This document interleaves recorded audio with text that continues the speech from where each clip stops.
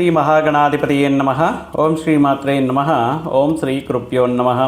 ಸಮಸ್ತ ಕನ್ನಡ ವೀಕ್ಷಕರಿಗೆ ನಮಸ್ಕಾರ. ನೀವು ಮೊದಲನೇ ಬಾರಿ ನಮ್ಮ ಚಾನಲ್ ನೋಡ್ತಾ ಇದ್ದರೆ ದಯವಿಟ್ಟು ಸಬ್ಸ್ಕ್ರೈಬ್ ಮಾಡಿ ಅಂತ ಹೇಳ್ತಾ, ಈ ದಿನ ಪ್ರಮುಖವಾಗಿ ಈ ಗುರು ಶುಕ್ರರ ಈ ಅವರು ಇರುವಂತಹ ರಾಶಿಗಳಿಂದ, ಅವರು ಬದಲಾಯಿಸ್ತಾ ಇರುವಂತಹ ಗ್ರಹಗಳಿಂದ ಈ ಗ್ರಹಗಳ ಅನುಕೂಲತೆ ಅನ್ನೋದು ಪ್ರಮುಖವಾಗಿ ಕನ್ಯಾ ತುಲಾ ರಾಶಿಯಲ್ಲಿರುವಂತಹ ಶುಕ್ರ, ಕಟಕ ರಾಶಿಯಲ್ಲಿರುವಂತಹ ಗುರು, ಈ ಎರಡೂ ಗ್ರಹಗಳ ಅನುಕೂಲತೆಯಿಂದ ಕೆಲವೊಂದು ರಾಶಿಗಳಲ್ಲಿ ಜನಿಸಿರುವಂತಹ ಜಾತಕರಿಗೆ ವಿವಾಹ ಯೋಗವು ಅದ್ಭುತವಾಗಿ ಯೋಗಕರವಾಗಿರುತ್ತೆ.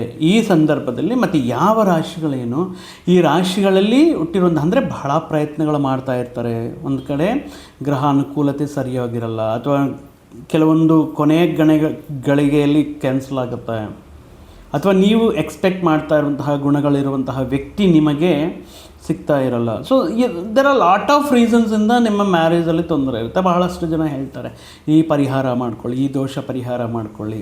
ಬಟ್ ಗೋಚಾರದಿಂದ ನೋಡುವಾಗ ನಾನು ಹೇಳ್ತಾ ಇರುವಂತಹ ಈ ರಾಶಿಯವರು ಈ ಸಂದರ್ಭದಲ್ಲಿ ಪ್ರಯತ್ನ ಮಾಡಿದ್ರೆ, ನೀವು ಮಾಡುವಂತಹ ವಿವಾಹ ಪ್ರಯತ್ನಗಳು, ನಿಮ್ಮ ಮನೆಯಲ್ಲಿ ಮಂಗಳವಾದ್ಯಗಳು ಈಗ ಆರಂಭವಾಗುವುದಕ್ಕೆ, ನೀವು ಮಾಡುವಂತಹ ಪ್ರಯತ್ನಗಳು ಫಲಕಾರಿಯಾಗುವುದಕ್ಕೆ, ಪ್ರೇಮ ಇತ್ಯಾದಿ ವಿಷಯಗಳಲ್ಲಿ ತಮ್ಮ ಸಂಬಂಧವನ್ನು ಮತ್ತೊಂದು ಹಂತಕ್ಕೆ ಕರೆದೊಯ್ಯಲು ಪ್ರಯತ್ನ ಮಾಡ್ತಾ ಇರುವಂತಹ ಯುವಕರಿಗೆ ಇದೊಂದು ರೀತಿ ಅನುಕೂಲವಾಗಿರುವಂತಹ ಸಮಯ.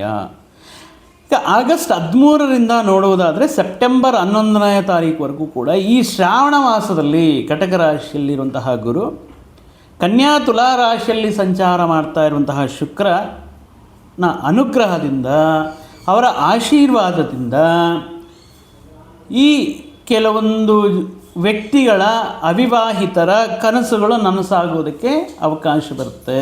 ತುಂಬ ದಿನಗಳಿಂದ ನೀವು ಮಾಡ್ತಾ ಇರುವಂತಹ ಪ್ರಯತ್ನಗಳು, ನೀವು ಮಾಡುವಂತಹ ವಿವಾಹ ಪ್ರಯತ್ನಗಳು, ಮಾತುಕತೆ ಅಥವಾ ನಿಶ್ಚಿತಾರ್ಥಗಳು, ಈ ರೀತಿ ವಿಷಯಗಳಲ್ಲಿ ಅನುಕೂಲವಾಗಿರುತ್ತೆ. ಸೊ ನೀವು ಮಾಡುವಂತಹ ಪ್ರಯತ್ನದಿಂದ, ಇಷ್ಟು ದಿನಗಳು ಪ್ರಯತ್ನ ಮಾಡಿದ್ದೀವಿ, ಇಷ್ಟೂ ವರ್ಷಗಳು ಮಾಡಿಕೊಂಡು ಬಂದಿದ್ದೀವಿ, ಬಟ್ ಯಾವುದು ಕೂಡ ಸೆಟ್ ಆಗ್ತಾ ಇಲ್ಲ. ಬಟ್ ಈಗ ಈ ಗುರು ಶುಕ್ರರ ಆಶೀರ್ವಾದದಿಂದ ನಾನು ಹೇಳ್ತಾ ಇರುವಂತಹ ರಾಶಿಗಳ ವ್ಯಕ್ತಿಗಳಿಗೆ ವಿವಾಹ ಪ್ರಯತ್ನಗಳು ಸೂಕ್ತವಾಗಿ ಗೋಚಾರದಿಂದ ಅನುಕೂಲ ಅವಕಾಶ ಇರುತ್ತೆ. ಆದ್ರೂ ಆಗ್ತಾ ಇಲ್ಲ ಅನ್ನುವಂಥ ಸಂದರ್ಭಗಳಲ್ಲಿ ನಿಮ್ಮ ವೈಯಕ್ತಿಕ ಜಾತಕವನ್ನು ಒಮ್ಮೆ ಪರಿಶೀಲನೆ ಮಾಡಿಸಿ, ಅದರಲ್ಲಿ ಈಗ ನಡೀತಾ ಇರುವಂತಹ ದಶೆ, ಅಂತರ್ದಶೆ ಅಥವಾ ಅಂಶಕುಂಡಲಿ ಯಾವ ರೀತಿ ಇದೆ, ಅಥವಾ ಸಪ್ತಮ ಸ್ಥಾನ ಏನು ಇಂಡಿಕೇಟ್ ಮಾಡ್ತಾ ಇದೆ. ಸೊ ಈ ವಿಷಯ ಅಂದರೆ ಪರ್ಸ್ನಲ್ ಚಾಟ್ ಅನಾಲಿಸಿಸ್ ಮಾಡೋದ್ರ ಮುಖಾಂತರ ಸಾಕಷ್ಟು ವಿಷಯಗಳು ಗೊತ್ತಾಗುತ್ತೆ. ಏನಾದರೂ ದೋಷ ಇದೆಯಾ, ಈಗ ಬಹಳ ಜನ ದೋಷ ಇಲ್ಲ, ಕುಜ ದೋಷ ಇಲ್ಲ, ಬಟ್ ಚಂದ್ರನಿಂದ ಕೌಂಟ್ ಮಾಡಿದಾಗ, ಶುಕ್ರನಿಂದ ಕೌಂಟ್ ಮಾಡಿದಾಗ ಕುಜ ದೋಷ ಇರುತ್ತೆ. ಸೊ ಆ ಟೈಮಲ್ಲಿ ಚಂದ್ರ ಮಹಾದಶೆ ಅಥವಾ ಚಂದ್ರಭುಕ್ತಿ, ಕುಜ ಮಹಾದಶೆ ಅಥವಾ ಕುಜಭುಕ್ತಿ, ಶುಕ್ರ ಮಹಾದಶೆ ಅಥವಾ ಶುಕ್ರಭುಕ್ತಿ, ಈ ಸಂದರ್ಭಗಳು ನಡೆಯುವಂಥ ಸಂದರ್ಭಗಳೇ ಬಹಳಷ್ಟು ಆತಂಕಗಳು ಬರ್ತಾ ಇರುತ್ತೆ. ಅದೆಲ್ಲ ಹೇಗೆ ಗೊತ್ತಾಗುತ್ತೆ ಅಂದರೆ, ನಾವು ನಿಮ್ಮ ವೈಯಕ್ತಿಕ ಜಾತಕವನ್ನು ಪರಿಶೀಲನೆ ಮಾಡಿದಾಗ ಗೊತ್ತಾಗುತ್ತೆ. ಮತ್ತು ಗೋಚಾರದಿಂದ ಅನುಕೂಲವಾಗಿರುವಂತಹ ಮದುವೆ, ವಿವಾಹಕ್ಕೆ ಹೊಸ ವಿಷಯಗಳು ನಡೆಯುವಂತಹ ಶುಭ ವಿಷಯಗಳು, ಶುಭ ಸುದ್ದಿಗಳನ್ನು ಕೇಳುವಂತಹ ರಾಶಿಗಳು ಯಾವುದು. ಈ ಒಂದು ಮಾಸದಲ್ಲಿ ಈ ಗುರು ಶುಕ್ರರ ಈ ಕನ್ಯಾ ಮತ್ತು ತುಲಾ ರಾಶಿಯಲ್ಲಿ ಶುಕ್ರ, ಕಟಕ ರಾಶಿಯಲ್ಲಿ ಗುರು ಇರೋದರಿಂದ ಈ ಅವಿವಾಹಿತರಿಗೆ ಒಂದು ರೀತಿ ಶುಭ ವಿಷಯ ಅಂತಲೂ ಹೇಳಬಹುದು. ಯಾವುದು ಆ ರಾಶಿಗಳು ಅಂತ ನೋಡುವುದಾದರೆ, ಮೇಷರಾಶಿ, ಮಿಥುನ ರಾಶಿ, ಕಟಕ ರಾಶಿ, ವೃಶ್ಚಿಕ, ಮೇಷ, ಮಿಥುನ, ಕಟಕ, ವೃಶ್ಚಿಕ, ಮಕರ, ಮೀನ, ಈ ರಾಶಿಯ ಜಾತಕರಿಗೆ ನೀವು ಊಹೆನೂ ಮಾಡದೇ ಇರೋ ರೀತಿಯಲ್ಲಿ ಈಗ ಮಾಡುವಂತಹ ಪ್ರಯತ್ನಗಳ ಮುಖಾಂತರ ಈ ಸಂದರ್ಭದಲ್ಲಿ ವಿವಾಹ ವಿಷಯಗಳು ಅನುಕೂಲವಾಗಿರುತ್ತೆ. ಯಾಕೆ ಅಂತ ನೋಡುವುದಾದರೆ, ಮೇಷರಾಶಿಯವರಿಗೆ ಚತುರ್ಥ ಸ್ಥಾನಕ್ಕೆ ಈಗ ಎಕ್ಸ್ಟಾಟೇಷನ್ ಆಗುವಂತಹ ಉಚ್ಚ ಸ್ಥಾನದಲ್ಲಿರುವಂತಹ ಗುರು ಸೆಪ್ಟೆಂಬರ್ 2ರಿಂದ ಮತ್ತು ತುಲಾರಾಶಿಯಲ್ಲಿ ಶುಕ್ರ ಇರೋದರಿಂದ ಈ ಸ್ವಲ್ಪ ಮಟ್ಟಿಗೆ ನೀವು ಮಾಡುವಂತಹ ಪ್ರಯತ್ನಗಳು ಈ ಶ್ರಾವಣ ಮಾಸದಲ್ಲಿ ತಪ್ಪದೇ ನಿಮಗೆ ವಿವಾಹ ವಿಷಯಗಳ ಅನುಕೂಲತೆ ಇರುತ್ತೆ. ಅದರಲ್ಲೂ ಕೂಡ ಸೆಪ್ಟೆಂಬರ್ 1st ವೀಕಲ್ಲಿ, ಮೊದಲನೇ ವಾರದಲ್ಲಿ ನಿಮಗೆ ವಿವಾಹಗಳಿಗೆ ಅಥವಾ ವಿವಾಹಕ್ಕೆ ಸಂಬಂಧಪಟ್ಟಂಥ ನಿಶ್ಚಿತಾರ್ಥ ಮಾತುಕತೆ ನಡೆಯೋದಕ್ಕೆ ಅನುಕೂಲವಾಗಿರುತ್ತೆ. ಸೊ ಬಂದಿರುವಂತಹ ಶ್ರಾವಣ ಮಾಸ ನಿಮ್ಮ ಪ್ರಯತ್ನಗಳ ಮುಖಾಂತರ ನಿಮಗೆ ನಿಮ್ಮ ಕನಸಿನ ನಿಮ್ಮ ಬಾಳ ಸಂಗಾತಿಯನ್ನು ಮೀಟ್ ಮಾಡೋದಕ್ಕೆ ಅಥವಾ ವಿವಾಹ ನಿಶ್ಚಯವಾಗುವುದಕ್ಕೆ ಅನುಕೂಲ ಅಂತ ಹೇಳಬಹುದು. ಆ್ಯಂಡ್ ಆಲ್ಸೋ ಇನ್ ಕೇಸ್ ಪ್ರೀತಿ ಪ್ರೇಮ ಸಂಬಂಧಗಳನ್ನು ಮತ್ತೊಂದು ಹಂತಕ್ಕೆ ತಗೊಂಡೋಗಬೇಕು ಅಥವಾ ಲವ್ ಕಮ್ ಅರೇಂಜ್ ಮಾಡ್ಕೋಬೇಕು ಅಥವಾ ಲವ್ ಮಾಡಿ ದೊಡ್ಡವ್ರನ್ನೆಲ್ಲ ಕನ್ವಿನ್ಸ್ ಮಾಡಿಬಿಟ್ಟು ಮ್ಯಾರೇಜ್ ಆಗಬೇಕು ಅನ್ನೋಂತಹ ವಿಷಯಗಳು ಕೂಡ ಸಕ್ಸಸ್ ಆಗುತ್ತೆ. ಅದೇ ರೀತಿ ಲಕ್ಷ್ಮೀ ಕಟಾಕ್ಷ ಅನ್ನೋದು ಕೂಡ ಮೇಷರಾಶಿಯವರಿಗಿರೋದ್ರಿಂದ ನಿಮ್ಮ ಯಾವುದೇ ರೀತಿ ಆತಂಕಗಳು, ಯಾವುದೇ ರೀತಿ ಬಹಳಷ್ಟು ಸಮಸ್ಯೆಗಳಲ್ಲದೆ ನಿಮ್ಮ ಪ್ರಯತ್ನಗಳು, ಆದಾಯ ಮಾರ್ಗಗಳು ಅನ್ನೋದು ನಿಮಗೆ ಸಾಕಷ್ಟು ಹಣಕಾಸಿನ ಲಾಭಗಳನ್ನು ಕೂಡ ಕೊಡ್ತಾ ಇದೆ ಮೇಷರಾಶಿಯವರಿಗೆ. ಇನ್ನು ಎರಡನೇ ರಾಶಿ ಏನಪ್ಪ ಅಂದರೆ ಮಿಥುನ ರಾಶಿಯವರಿಗೆ ಧನ ಕುಟುಂಬ ಸ್ಥಾನಕ್ಕೆ ಗುರು ಆಗಮನ. ನೋಡಿ, ಎರಡನೇ ಮನೆ ಧನ ಕುಟುಂಬ ಸ್ಥಾನಕ್ಕೆ ಗುರು, ಚತುರ್ಥ ಸ್ಥಾನದಲ್ಲಿ ಶುಕ್ರ ಯೋಗಕಾರಕರಾಗಿರೋದ್ರಿಂದ ಈ ಸಂದರ್ಭದಲ್ಲಿ ಕೌಟುಂಬಿಕ ವಿಷಯಗಳಲ್ಲಾಗಿರ್ಬೋದು, ಹಣಕಾಸಿನ ಆರ್ಥಿಕ ವಿಷಯಗಳಲ್ಲಾಗಿರ್ಬೋದು, ಶುಭ ಕಾರ್ಯಗಳು ಮಾಡುವಂಥ ವಿಷಯಗಳಲ್ಲಾಗಿರ್ಬೋದು. ಸೊ ಈ ಶ್ರಾವಣ ಮಾಸ ಅನ್ನೋದು ನಿಮ್ಮ ಮನಸ್ಸಲ್ಲೇ ಅಡಗಿರುವಂತಹ ಭಾಳಷ್ಟು ಕನಸುಗಳನ್ನು ನನಸು ಮಾಡ್ಕೊಳ್ಳೋದಕ್ಕೆ ಮಾಡುವಂತಹ ಪ್ರಯತ್ನಗಳು ಅನುಕೂಲವಾಗಿರುತ್ತೆ. ಆ್ಯಂಡ್ ಮೋರೋವರ್ ನೀವು ಇನ್ ಕೇಸ್ ಏನಾದರೂ ವಿವಾಹ ಸಂಬಂಧಗಳು ನೋಡ್ತಾ ಇದ್ದರೆ ನಿಮಗೆ ಬರುವಂತಹ ಸಂಗಾತಿ ವೆಲ್ ಬೀಯಿಂಗ್ ಸೆಟಲ್ಡ್ ಫ್ಯಾಮಿಲಿ, ಉನ್ನತ ವರ್ಗದಿಂದ ಉನ್ನತ ಸ್ಥಾನದಲ್ಲಿರುವಂಥದ್ದು ಅಥವಾ ಸಂಪನ್ನ ಕುಟುಂಬಗಳಿಂದ ಬರುವಂತಹ ಸಾಧ್ಯತೆ ಈ ಸಂದರ್ಭದಲ್ಲಿ ಇರುತ್ತೆ. ಆ್ಯಂಡ್ ಆಲ್ಸೋ ಮಿಥುನ ರಾಶಿಯವರಿಗೆ ಈ ಮಾಸದಲ್ಲಿ ಬಹಳಷ್ಟು ಜನಕ್ಕೆ ನೀವು ಗೋಚಾರದಿಂದ ನೋಡುವುದಾದರೆ ಕೆಲವೊಂದು ಶುಭ ಕಾರ್ಯಗಳು ಕೂಡ ಮಾಡಬಹುದು. ಗೃಹ ಪ್ರವೇಶ ಇತ್ಯಾದಿ ಶುಭ ಕಾರ್ಯಗಳು ಕೂಡ ಮಾಡುವಂತಹ ಅವಕಾಶಗಳು, ಪ್ರೀತಿ ಪ್ರೇಮ ವ್ಯವಹಾರಗಳಲ್ಲಿ ಅನುಕೂಲತೆ, ಬಹಳಷ್ಟು ಹಣಕಾಸಿನ ಅಂದರೆ ಧನಯೋಗ ಅನ್ನೋದು ಒಂದಕ್ಕಿಂತ ಹೆಚ್ಚು ಬಾರಿ ನಿಮಗೆ ಹಣಕಾಸಿನ ಸುರಿಮಳೆ ಅನ್ನೋದು ಕಾಣಿಸ್ತಾ ಇರುತ್ತೆ. ನಿಮ್ಮ ಆದಾಯವು ದಿನದಿಂದ ದಿನಕ್ಕೆ ಪ್ರವರ್ಧಮಾನವಾಗಿ ಅಭಿವೃದ್ಧಿಯನ್ನು ಪಡೀತಾ ಇರುತ್ತೆ. ಇನ್ನು ಮ್ಯಾರಿಟಲ್ ಲೈಫಲ್ಲಿ ಏನಾದರೂ ಸಮಸ್ಯೆಗಳು ಇದ್ರೂ ಕೂಡ ಈ ಸಂದರ್ಭದಲ್ಲಿ ನಿಮಗೆ ಅನುಕೂಲ, ಅಂದರೆ ಅಪಾರ್ಥಗಳೆಲ್ಲವೂ ಕೂಡ ಮಾಯವಾಗಿ ಈ ಸಂದರ್ಭದಲ್ಲಿ ಅನ್ಯೋನ್ಯತೆಯಿಂದ ನಿಮ್ಮ ಜೀವನವನ್ನು ಕಂಟಿನ್ಯೂ ಮಾಡೋದಕ್ಕೆ ಅದ್ಭುತವಾಗಿರುವಂತಹ ಯೋಗದಾಯಕವಾಗಿರುವಂಥ ಕಾಲ. ಮೂರನೆಯ ರಾಶಿ ಕಟಕ ರಾಶಿ. ಈ ರಾಶಿಗೆ ಅತ್ಯಂತ ಶುಭಗ್ರಹ, ಯಾಕಂದರೆ ರಾಶಿಯಲ್ಲೇ ಉಚ್ಚ ಸ್ಥಿತಿಯನ್ನು ಕಾಣ್ತಾ ಇರುವಂತಹ ದೇವಗುರು ಬೃಹಸ್ಪತಿ, ತೃತೀಯ ಸ್ಥಾನದಲ್ಲಿ ಶುಕ್ರ, ರಾಶಿಯಲ್ಲೇ ಗುರು ಇರೋದರಿಂದ ಈ ಶ್ರಾವಣ ಮಾಸ ಈ ರಾಶಿಯವರಿಗೆ ಅನೇಕ ರೀತಿಯಲ್ಲಿ ಶುಭ ವಿಷಯಗಳನ್ನು ಯೋಗಗಳನ್ನು ನೀಡ್ತಾ ಇದೆ. ಪರ್ಟಿಕ್ಯುಲರ್ ಆಗಿ ಕಟಕ ರಾಶಿಗೆ ಅಧಿಪತಿ ಚಂದ್ರ ಅಂದರೆ ಮನಸ್ಕಾರಕ. ಯಾವಾಗಲೂ ಬದಲಾವಣೆಗಳನ್ನು, ಪ್ರೀತಿ ಪ್ರೇಮ ವ್ಯವಹಾರಗಳಲ್ಲಿ ಆಸಕ್ತಿಯನ್ನು ಇರುವಂಥದ್ದು. ಇನ್ ಕೇಸ್ ಕಟಕ ರಾಶಿಯವರು ಪ್ರೀತಿ ಪ್ರೇಮ ವ್ಯವಹಾರಗಳನ್ನು ಮತ್ತೊಂದು ಹಂತಕ್ಕೆ ವಿವಾಹಕ್ಕೆ ತಗೊಂಡು ಕರೆದೊಯ್ಯೋದಕ್ಕೆ ಅಥವಾ ಮನೆಯವರ ಅನುಮೋದನೆ ಪಡೆಯೋದಕ್ಕೆ ಈ ಸಂದರ್ಭದಲ್ಲಿ ಅನುಕೂಲವಾಗಿರುತ್ತೆ. ಕಟಕ ರಾಶಿಯವ ಸಿಗ್ತಾ ಇರುವಂತಹ ಸಂಬಂಧಗಳು ಕೂಡ ಒಂದು ಒಳ್ಳೆಯ ಉನ್ನತ ಹುದ್ದೆಯಲ್ಲಿ ಇರುವಂತಹ ವ್ಯಕ್ತಿಯ ಜೊತೆ ಅಥವಾ ಆರ್ಥಿಕವಾಗಿ ಉತ್ತಮ ಸ್ಥಿತಿಯಲ್ಲಿರುವಂತಹ ಸಂಗಾತಿಯ ಜೊತೆ ನಮಗೆ ವಿವಾಹ ಆಗುವುದಕ್ಕೆ ಈಗ ನಡೀತಾ ಇರುವಂತಹ ಗ್ರಹಸ್ಥಿತಿ ಗೋಚಾರ ಫಲಗಳು ಅನುಕೂಲವಿರುತ್ತೆ.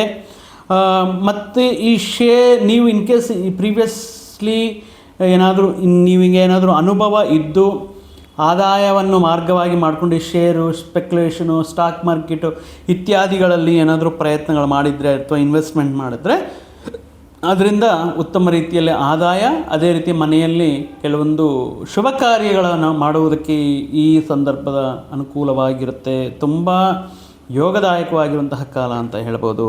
ಮತ್ತೊಂದು ರಾಶಿ ವೃಶ್ಚಿಕ ರಾಶಿ. ವೃಶ್ಚಿಕ ರಾಶಿಯವರಿಗೆ ಅತ್ಯದ್ಭುತ ಕಾಲ ಅಂತ ಹೇಳ್ಬೋದು. ಯಾಕಂದರೆ ಇಲ್ಲಿ ಭಾಗ್ಯ ಲಾಭ ಸ್ಥಾನಗಳಲ್ಲಿ ಗುರು ಶುಕ್ರ ಸಂಚಾರ ಅನ್ನೋದು ಸ್ವಲ್ಪ ಮಟ್ಟಿಗೆ ಪ್ರಯತ್ನದಿಂದ ನಿಮಗೆ ವಿವಾಹ ವಿಷಯಗಳು ಅನುಕೂಲವಾಗಿರುತ್ತೆ.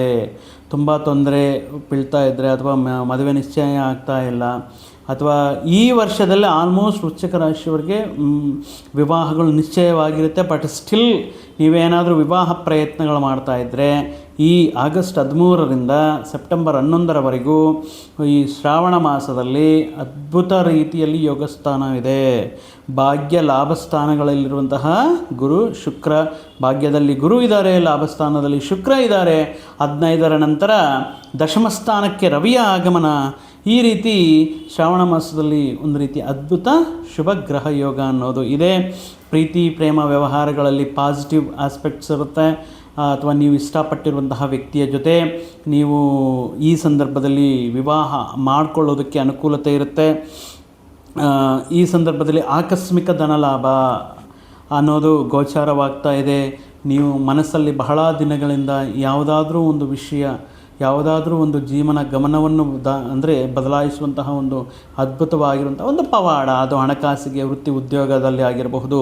ಈ ನಿಮ್ಮ ಮನಸ್ಸಲ್ಲಿರುವಂತಹ ಕೆಲವೊಂದು ಕನಸುಗಳು ನನಸಾಗುವಂತಹ ಸಮಯ ಅಂತ ಆಗ್ಬೋದು. ಇನ್ನು ಸಂತಾನ ಪ್ರಾಪ್ತಿಗೆ ಅದ್ಭುತ ರೀತಿಯಲ್ಲಿ ಅನುಕೂಲತೆ, ಸಂತಾನದ ವಿಷಯದಲ್ಲಿ ಕೆಲವೊಂದು ಶುಭ ಸುದ್ದಿಗಳನ್ನು ಕೇಳುವಂತಹ ಅವಕಾಶವೂ ಇದೆ. ಇನ್ನು ಮಕರ ರಾಶಿಯವರಿಗೆ ನೋಡಿದ್ರೆ ಉಚ್ಚ ಸ್ಥಿತಿಯಲ್ಲಿ ಇರುವಂತಹ ದೇವಗುರು ಬೃಹಸ್ಪತಿ ಸಪ್ತಮ ಸ್ಥಾನದಲ್ಲಿರೋದು ಒಂದು ರೀತಿ ಯೋಗದಾಯಕವಾಗಿರುವಂತಹ ಕಾಲ.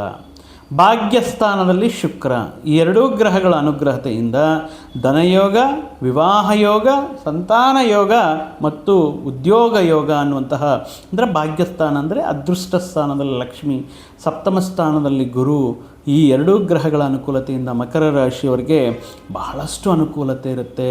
ವಿದೇಶಗಳ ಮೂಲಕ, ಅಂದರೆ ಇನ್ ಕೇಸ್ ನೀವೇನಾದರೂ ವಿವಾಹ ಪ್ರಯತ್ನಗಳು ಮಾಡ್ತಾಯಿದ್ರೆ ವಿದೇಶಿ ಮೂಲೆಗಳಿಂದ ಅಥವಾ ನಿಮ್ಮ ಜನ್ಮಸ್ಥಳದಿಂದ ದೂರದ ಪ್ರದೇಶದಲ್ಲಿರುವಂತಹ ವ್ಯಕ್ತಿಗಳ ಮುಖಾಂತರ ನಿಮ್ಮ ವಿವಾಹವು ನಿಶ್ಚಯವಾಗುವುದಕ್ಕೆ ಈ ಸೆಪ್ಟೆಂಬರ್ವರೆಗೂ ಕೂಡ ತುಂಬ ಅನುಕೂಲವಾಗಿರುತ್ತೆ. ಈಗ ಪ್ರೀತಿ ಪ್ರೇಮ ವ್ಯವಹಾರಗಳಲ್ಲಿ ಅಥವಾ ಲಾಂಗ್ ಟೈಮಿಂದ if you are waiting for a good time, ನಿಮ್ಮ ವಿಷಯವನ್ನು ಮನೆಯಲ್ಲಿ ಹೇಳಿ ಅಥವಾ ಅವರ ಪರ್ಮಿಷನ್ ತಗೊಳ್ಳೋದಕ್ಕೆ ಈ ಟೈಮು ಒಳ್ಳೆಯದಂತ ಹೇಳ್ಬೋದು. ಇನ್ನು ದಾಂಪತ್ಯ ಜೀವನದಲ್ಲಿ ಇಲ್ಲಿಯವರೆಗೂ ಇರುವಂತಹ ಕೆಲವೊಂದು ಅನುಮಾನಗಳು, ಸಂಶಯಗಳು ಅವೆಲ್ಲವೂ ಕೂಡ ಮಾಯವಾಗಿ ಒಂದು ನೂತನ ಉತ್ತೇಜ ಉತ್ಸಾಹದಿಂದ ಮತ್ತೊಂದು ಅದ್ಭುತವಾಗಿರುವಂತಹ ಒಂದು ಕುಟುಂಬ ಸೌಖ್ಯವನ್ನು ಪಡೆಯೋದಕ್ಕೆ ಅನುಕೂಲವಾಗಿರುತ್ತೆ. ಇಲ್ಲಿಯವರೆಗೂ ಕಾಡ್ತಾ ಇರುವಂಥ ಎಲ್ಲ ಕೌಟುಂಬಿಕ ಸಮಸ್ಯೆಗಳಿಂದ ಬಗೆಹರಿದು ಒಂದು ರೀತಿ ಆನಂದ ಉತ್ಸಾಹ ತುಂಬಿರುವಂತಹ ಮನಸ್ಥಿತಿ ಈ ಮಾಸದಲ್ಲಿ ನಿಮಗೆ ಅನುಕೂಲವಾಗಿರುತ್ತೆ. ಇನ್ನು ಕೊನೆಯ ರಾಶಿ ಮೀನರಾಶಿ. ಮೀನರಾಶಿಯವರಿಗೆ ಪಂಚಮ ಸ್ಥಾನದಲ್ಲಿರುವಂತಹ ಗುರು ಅದ್ಭುತವಾಗಿ ಪ್ರೀತಿ ಪ್ರೇಮ ವ್ಯವಹಾರಗಳಿಗೆ, ಸಂತಾನ, ಲಕ್ಷ್ಮೀ ಸ್ಥಾನ ಅಂತ ಏನು ಹೇಳ್ತೀವೋ, ನಿಮ್ಮಲ್ಲಿರುವಂತಹ ಸೃಜನಶೀಲತೆ ಅಂತ ಹೇಳ್ತೀವೋ, ಈ ಪಂಚಮ ಸ್ಥಾನದಲ್ಲಿ ಉಚ್ಚ ಸ್ಥಿತಿಯಲ್ಲಿರುವಂತಹ ಗುರು, ಸಪ್ತಮ ಸ್ಥಾನದಲ್ಲಿರುವಂತಹ ಶುಕ್ರ, ಈ ಎರಡೂ ಗ್ರಹಗಳ ಅನುಕೂಲತೆಯಿಂದ ನಿಮ್ಮ ಮನೆಯಲ್ಲಿ ಮಂಗಳವಾದ್ಯಗಳ ಜೋರು ಅದ್ಭುತವಾಗಿರುತ್ತೆ. ಇನ್ನು ನಿಮಗೆ ಮೀನರಾಶಿಯವರಿಗೆ ವಿದೇಶಗಳಲ್ಲಿ ಅಥವಾ ದೂರದ ಪ್ರದೇಶದಲ್ಲಿ ಸ್ಥಿರ ನಿವಾಸ ಮಾಡಿಕೊಂಡಿರುವಂತಹ ವ್ಯಕ್ತಿಯ ಜೊತೆ ನಿಮಗೆ ವಿವಾಹಕ್ಕೆ ಅನುಕೂಲ ಅಥವಾ ಅಂತಹ ಸಂಬಂಧಗಳು ನಿಮ್ಮ ಬಾಗಿಲಿಗೆ ಬರುವಂತಹ ಅವಕಾಶವೂ ಇದೆ. ಪ್ರಭಾವಿ ನೀವು ಎಂತಹ ವ್ಯಕ್ತಿಯ ಜೊತೆ ಈ ವ್ಯಕ್ತಿಯೇ ನನಗೆ ಪರ್ಫೆಕ್ಟ್, ಈ ವ್ಯಕ್ತಿನೇ ನನ್ನನ್ನು, ಇಂತಹ ವ್ಯಕ್ತಿ, ಇಂತಹ ಗುಣಗಳಿರುವಂತಹ ವ್ಯಕ್ತಿ ನನ್ನ ಜೀವನದಲ್ಲಿ ಬಂದಿದ್ದರೆ ಅನುಕೂಲವಾಗಿರುತ್ತೆ ಅನ್ನುವಂಥ ಈ ಸಂದರ್ಭದಲ್ಲಿ ಅತಿ ಪ್ರೇಮ ವ್ಯವಹಾರಗಳು ಅನುಕೂಲವಾಗಿರುತ್ತೆ. ಈ ಹಣಕಾಸಿನ ಸೌಲಭ್ಯವೂ ಕೂಡ ಮೀನರಾಶಿಯವರಿಗೆ ಅನುಕೂಲ ಇದೆ. ನೋಡಿದ್ದೀರಲ್ಲ ವೀಕ್ಷಕರೇ, ಏನಾದರೂ ಪ್ರಯತ್ನಗಳು ಮಾಡ್ತಾ ಇದ್ದರೆ ಮತ್ತಷ್ಟು ಪ್ರಯತ್ನದಿಂದ ಈ ಆಗಸ್ಟ್ 13ರಿಂದ ನಿಮ್ಮ ಪ್ರಯತ್ನಗಳನ್ನು ಜೋರು, ನಿಮ್ಮ ಪ್ರಯತ್ನಗಳ ಸ್ಪೀಡ್ ಸ್ವಲ್ಪ ಸೀರಿಯಸ್ ಆಗಿ ತಗೊಂಡು ಎಂಕ್ವೈರಿ ಮಾಡ್ಕೊಳ್ಳಿ, ಬಂಧು ಮಿತ್ರರ ಸಹಕಾರ ತಗೊಳ್ಳಿ. ಅಥವಾ ಈ ಸಂದರ್ಭದಲ್ಲಿ ನೀವು ಮಾಡುವಂಥ ಒಂದು ಚಿಕ್ಕ ಪುಟ್ಟ ಪ್ರಯತ್ನ ಅದ್ಭುತ ರೀತಿಯಲ್ಲಿ ಅವರಿಗೆ ವಿವಾಹ ಯೋಗವನ್ನು, ಕಂಕಣ ಭಾಗ್ಯವನ್ನು ಕೊಡುವಂತಹ ಅವಶ್ಯಕತೆ ಇರಲಿ ಅಂತ ಹೇಳ್ತಾ, ಸದಾ ನಿಮಗೆ ಶ್ರೀ ವೆಂಕಟೇಶ್ವರ ಸ್ವಾಮಿಯ ಅನುಗ್ರಹ ಇರಲಿ.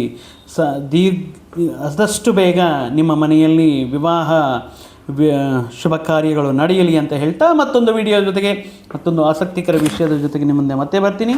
ಅಲ್ಲಿಯವರೆಗೂ ಸರ್ವೇ ಜನಾಂ ಸುಖಿನೋ ಭವಂತು, ಸಮಸ್ತ ಸನ್ಮಂಗಳಾನಿ ಭವಂತು. ಜೈ